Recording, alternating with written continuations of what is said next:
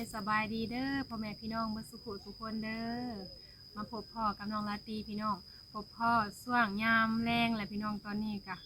พอดีมื้อนี้พี่น้องไปหาอยู่หากินกะได้อยู่เนาะเด็กพี่น้องเฮ็ดที่ว่าเขาหามาได้นะเขาก็สิมาแกงกินอีกแล้วพี่น้องมื้อนี้สิเฮ็ดลองเฮ็ดเบิ่งเนาะเฮ็ด2 เมนูเลยพี่น้องมื้อนี้ไปเจอหมูหนึ่งพี่น้องกะได้ซ้ำนี่เนาะหลายเติบแล้วก็ปั้นให้อ้ายอันแกงน้ำเน่ทั้งอ้ายเพิ่นได้เฮ็ดไข่พี่น้องบ้านเฮาสิเอิ้นว่าเฮ็ดไข่หั่นนะเพิ่นปิ้งแล้วก็ก้อยยังกินกับคักเนาะในตู้เพิ่นว่าแซ่บเด้แต่ว่าเฮายังบ่ทันเคยหาก็เจอครั้งแรกพี่น้องเฮ็ดไข่ก็ได้แต่เก่าน่ะบ่มีผู้พาไปแล้วก็บ่ได้กินเนาะเด้พี่น้องนี่เฮาอันเซาะตีนนี่ยังเรียบร้อยแล้วแล้วก็เฮาต้มน้ำร้อนไว้อยู่พี่น้องตอนนี้มีแต่เฮาสิทาลวกน้ำร้อนเฮาบ่ได้ล้างน้ำเลยสิทาลวกน้ำร้อนเอาจังไปล้างน้ำทีหลังเพราะว่ามันสิเปลืองน้ำหลายนะพี่น้องตอนนี้เขาต้มน้ำอยู่พอดีมาแต่หาเฮ็ดเลยแวะหันค่ะพี่น้องแม่เฒ่าเพิ่นเอามักม่วงให้เนาะลื่นกันพี่น้องเพิ่นให้กินให้ซีมเบิ่งเป็นมักม่วงแอปเปิ้ลพี่น้องแซ่บๆเลยนี่หน่วยใหญ่คักอีหลีมันอยากเหิมเลยมันอยากสุกเลยสุกเลยจนเหลืองเลยเขาสิถ่าอัน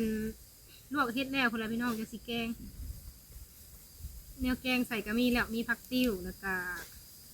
ผักอันอีตู่เนาะพี่น้องซีนะเนี่ยงามเองส่วงนี้กามันสุกแล้วเลยเพิ่นให้กินเพิ่นสิให้กินตลอดดอกหน่วยหนึ่งนี่กาบักใหญ่เป็นมังม่วงแอปเปิ้ลค่ะนะ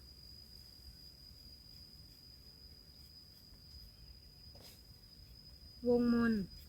มีตู้เพิ่นเสียหยาอยู่ทั้งน่ะมื้อนี้เพิ่นบ่ได้ไปเสียหยาอยู่พุ่นพี่น้องเพิ่นว่าเสียอยู่เฮือนฝนตกแล้วมันเสียหยาเลยเพิ่นเลยบ่ไปเพิ่นว่าหยุดก่อน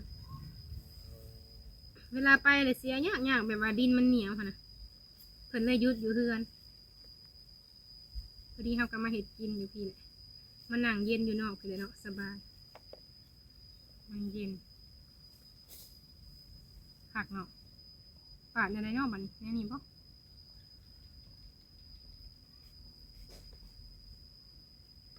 ยันมีบักมัน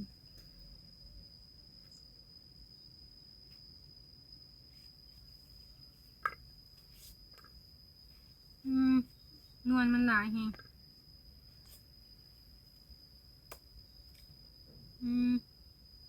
บุเอาตัวตกใส่เห็ดแล้ว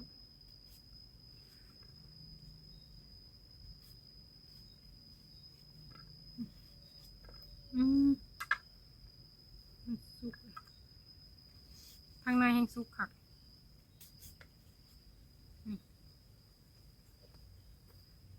ว่าพี่น้องลองซิมมึงก่อนดู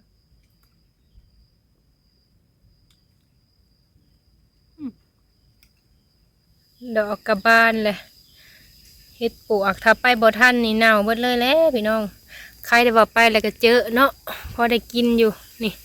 มันยังแข็งอยู่แบบนี้นะใครเนี่ยโอ้พี่น้องหาเฮ็ดกะน้ำเกาะน้ำขูดเด้มันกะงามอยู่ใครเนี่ยบางอันมันก็ยังแข็งอยู่ได้พี่น้องนี่เขากะล้างแล้วก็ลวกน้ำร้อนของกินบ้านเฮาพี่น้องพี่ตีนมันนะมันยังแข็งอยู่เลยเฮาสิปิ้งแน่แล้วก็สิแกงแน่พี่น้องปิ้งป้าใส่หัวหอมหัวผักบัวแจ่วเฮ็ดปวกเนาะแซ่บนี่ตีนมันนี่ก็คักเลยนี่มันยังจุ่มๆอยู่แต่มันหลุดจากกันพี่น้องตัวนี้ก็ยังงามอยู่นี่แต่ว่าตีนมันเป็นแนวนี้เนาะนี่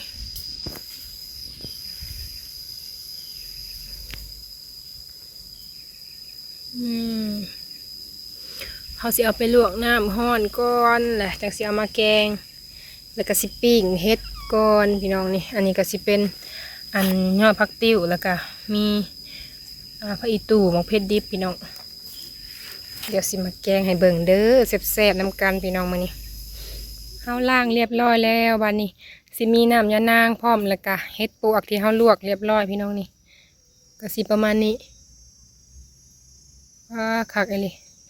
อันนี้สิเป็นผักนางตู่แล้วก็ตัวนี้สิเป็นหมากเพชรดิบแล้วก็มีผักบัวพี่น้องเฮาสิมาปิ้งป่นตัวนี้เนาะเด้ ปวกกะตีนใหญ่ๆพี่น้องดิหากมัน2 เมนูพี่น้องอันนี้เขาก็สิมาแกงแล้วก็สิแบ่งให้ไว้ให้แม่ตู้เนี่ยเพราะว่าเพิ่นกินใส่หมักเพชรบ่ได้ฮะนะมาแกงกินอยู่นี่แล้วเนาะเขาตั้งเตาเรียบร้อยพี่น้องนี่แต่สิเอาเฮ็ดลงแล้วบ้านี้อย่างแรกเขาก็สิมาใส่น้ำยันนางพี่น้อง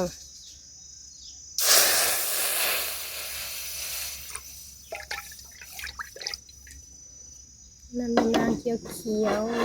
ๆแล้วก็เฮ็ดปวกลงไปก็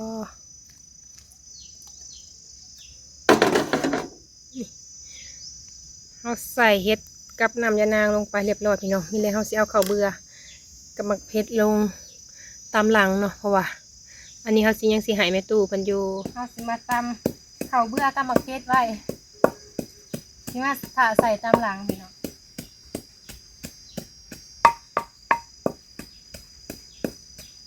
เด็กหมักเพชรกับข้าวเบื่อฝนก็อยากฟอยๆลงมาเลยพี่น้องมาเห็ดทางนอกตอนแรกว่าหาบรรยากาศดีๆเห็นปะฝนอยากตกน้ำเลย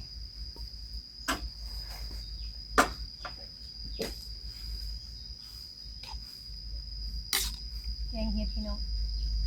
เห็ดปวก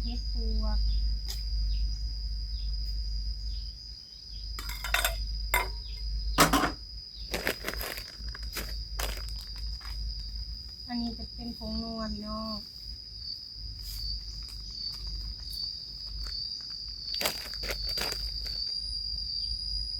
กระเด็ดกระแดกกระตอนหลายเขาสิหมักใส่ตอนเวลาเห็ดกินนะคะมันจังนัวแต่ว่าอันนี้เขากระสิเอาน้ำมันใส่น้ำกระแดกขาดบ่ได้พี่น้องต้องเลยใส่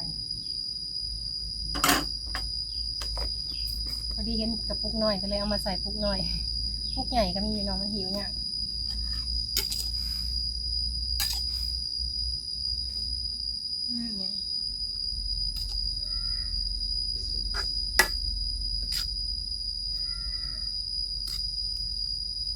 คนนี้เขาสิไว้ปิ้งตามหลังเนาะเขาสิแกงก่อนแล้วสิปิ้ง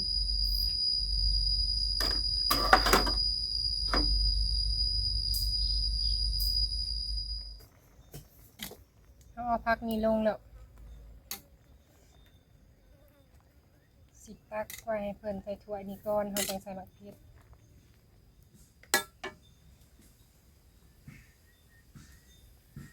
แกงเห็ดปวกพี่น้องเลยตีนใหญ่ใครแต่ว่าตีนมันใหญ่ทอดเลย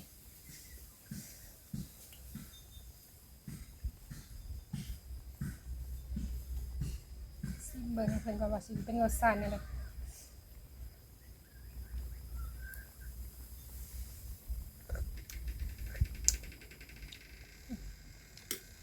พอดีแซ่บเลยพี่น้อง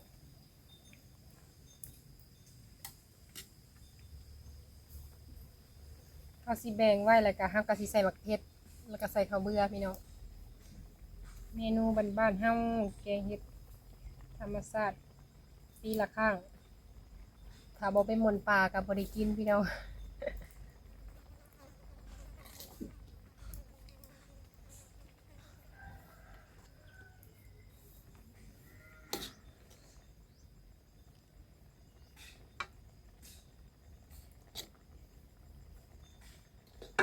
เด็กเขาตักไว้ให้เพิ่นตัวนี้แล้วเขาก็สิตักข้าวเบื่อใส่ของเฮาพี่น้องข้าวเบื่อ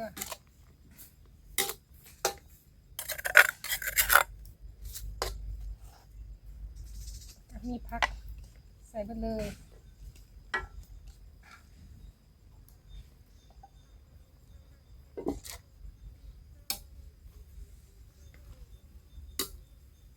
สุกแล้วเด้แกงเห็ดของเฮาสิมีผักติ๋วแล้วก็ผักอีตู่เด้อพี่น้องเด้อ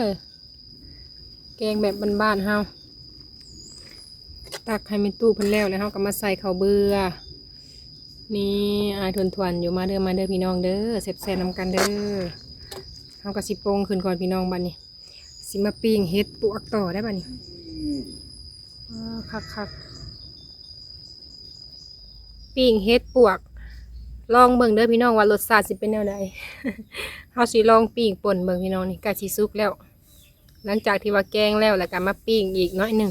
สิลองซีมเบิ่งตัวนี้เฮาตักไว้เรียบร้อยแล้วพี่น้องแกงเฮ็ดปวกเนาะเอาจานมาเรียบร้อยเฮาสิมาป่นเฮ็ดแล้วก็แกงเฮ็ดพี่น้องเฮ็ด2 เมนูเลยนี่ ทั้งแกงทั้งป่นเฮากับปิ้งให้มันแหมๆก่อนพี่น้องแล้วก็สิมาป่นเนาะมันสุกคักๆนะเมนูบ้านเฮามืดครึ้มเลยมืดครึ้มฝนแล้วมาหานั่งอยู่ทางห่มพี่ละพี่น้องมื้อวานนี่ตกมื้อนี้สิมาอีกบ่จ้าพี่น้องพังเบิ่งก่อนย่านฝนตกอีกแล้วไปไสกะช่วงยามแรงนี่ใครแต่ว่าตอนเช้าบ่ได้ตกเนาะได้ไปหาเฮ็ดพอได้กินทั้งได้ปิ้งแล้วก็ได้แกงพี่น้องกินกัน3 คนทั้งอ้ายเพิ่นก็เอาแกงอยู่เฮือนพุ่นแหละที่แบ่งให้เพิ่นแล้วเพิ่นก็มี2 อย่างพี่น้องมีเฮ็ดไข่แล้วก็มีเฮ็ดปวกเอาแบ่งให้เพิ่นบรรยากาศดีหลายเดี๋ยวมันก็สุกเลยสุกไวทำเอาแบบให้เห็มๆเลยนะพี่น้องนี่มันจังคักปิ้งแต่ซ้ำนี่ก่อนฝ้าวกินข้าวแล้วพี่น้องหิวข้าวแล้วสุกเลยพี่น้องเขาสิมาป่นเลยเอาใส่มะเขือก่อนมะเขือสุกที่เขาปิ้งแล้วเนาะใส่ซ้ำนี่แหละมันสิเผ็ดพุ่นแหมสิมาป่นมานี่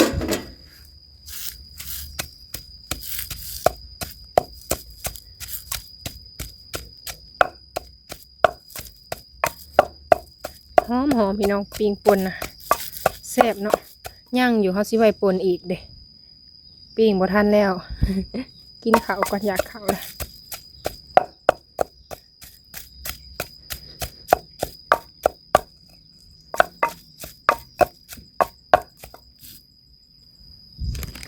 ใส่ผงนัวลงไปหน่อยนึง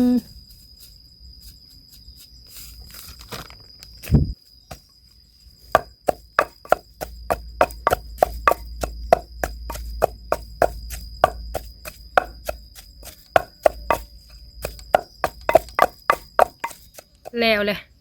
ป่นเฮ็ดปวกพี่น้องสิประมาณนี้แล้วก็มีแกงเฮ็ดเนาะกินข้าวพี่น้องมาเด้อเฮ็ดแล้วเรียบร้อยแล้วบัดนี้มาเด้อกินข้าวเด้อสบายดีเด้อพี่น้องเด้อมาได้กินข้าวแกงเฮ็ดฮอนๆพี่น้องแล้วก็มีป่นเฮ็ดปวก2 เมนูในวันนี้ลองซีมูดูเป็นอะไรเพิ่นก็อยากให้ป่นสุกินอยู่พี่น้องใส่ผักหอมพร้อมนะผักหอมบัวใหญ่นะครับย่างอยู่พี่น้องสิปิ้งกำลังเพราะว่าอยากข้าวแล้วมันสิออกแบบหวานหอมหวานมันดอกใหญ่เอากับบริตัดเลย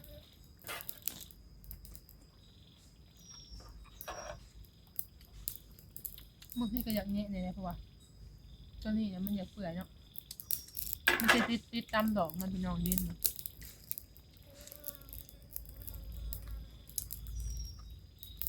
นุ่มหลาย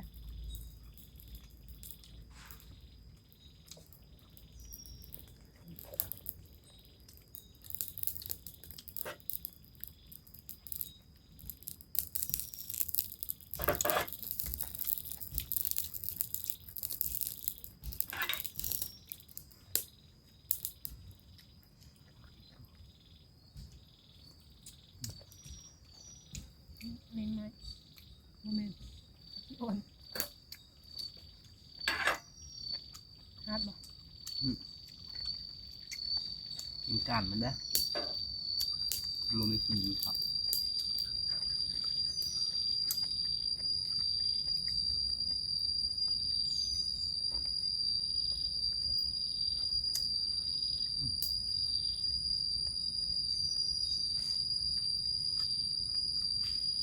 เห็นเขาจะอยู่ต้นทานที่ได้หลาย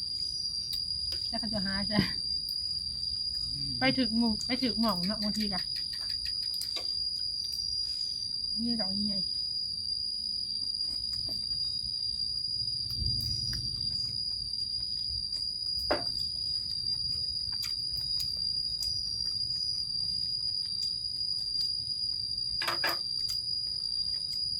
มาก็กินข้าวเช้าพี่น้องกินข้าวเช้าเพราะว่าป้องกับข้าวแรง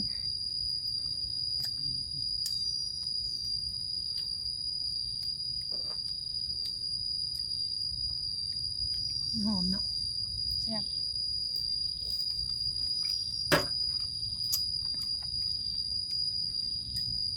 มีจักดอก ก็เป็นซองสามหนึ่งบ่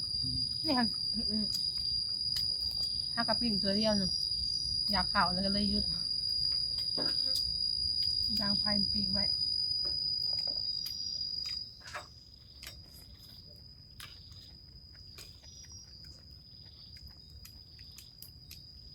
รู้สึกยังไงในดอก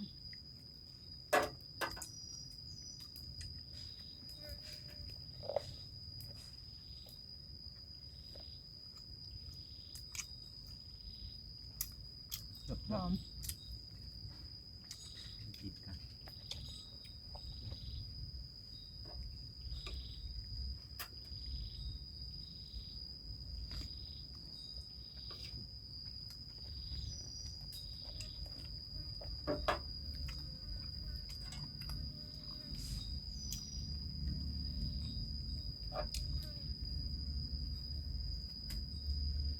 ตาเฮ็ดแห้งสิออกเล็กไรหน่อยนี่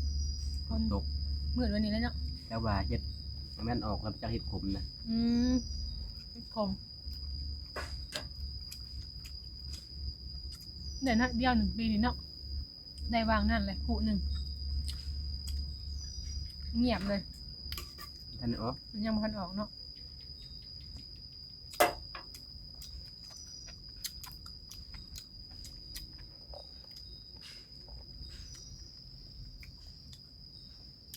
แซ่บยุ่งร้ายพี่น้องฝนตกเลยกะดอกยาวแผ่น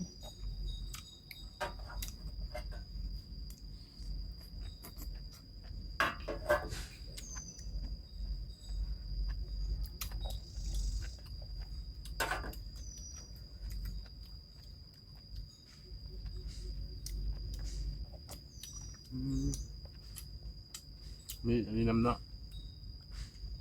ผักติ้ว มีผักติ้วน้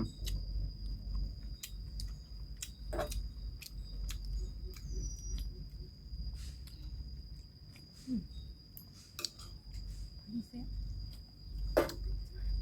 ำเบิดอันนี้ ปิ้งไว้แล้วก็ป่นไหม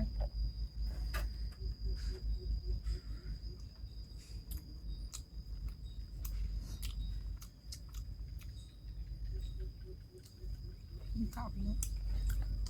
มาเลยหาเห็ดแล้วเผื่อล่างเผื่อขูดตีนเนาะ อืม ถ้าว่ามือนั่นกับว่าสิไปกับบ่ได้ไปพี่น้องถ้าว่าไปแล้วก็มัดมือบางทีได้แล้วก็อยากเข้าไปเบิ่งอีกหั้นนะแต่ว่าอันนี้นะเข้าไปบ่ฮอดเท่าใดเนาะเยอะเลยหากว่าเฮาก็เข้าไปบัดที่สองนั่นก็สิว่าจักดอนพี่น้องก็บ่เจอเห็นแต่ทางเข้าหมู่เดียวเข้าไปแล้วก็เต็มอยู่ เอาไปทางอื่นก็ก้นหายเอาไปพ่อเพิ่นเต็ม แม่น เป็นยาง บ้านเฮานี่น้อยที่สุดพี่น้องที่เจอเป็นหมู่นอกจากว่าเพิ่นเคยเห็นเนาะ อืม บ่ได้เห็นนะพี่น้องอันเนี้ยครั้งแรกเลยบางทีก็เห็น3-4 ดอกหลายสุดนะอยู่ใกล้กันเฮาผัดบ่ฮู้วางหาเนี่ยอยู่พี่น้องแต่ว่าบ่ค่อยได้หาแบบนี้หั่นน่ะส่วนหลายก็เฮ็ดเวียกอย่างอื่นเฮาเลยบ่ฮู้ว่าวางได้มันออกหั่นน่ะไปเจอซื่อๆพี่น้องเฮาก็ดีใจ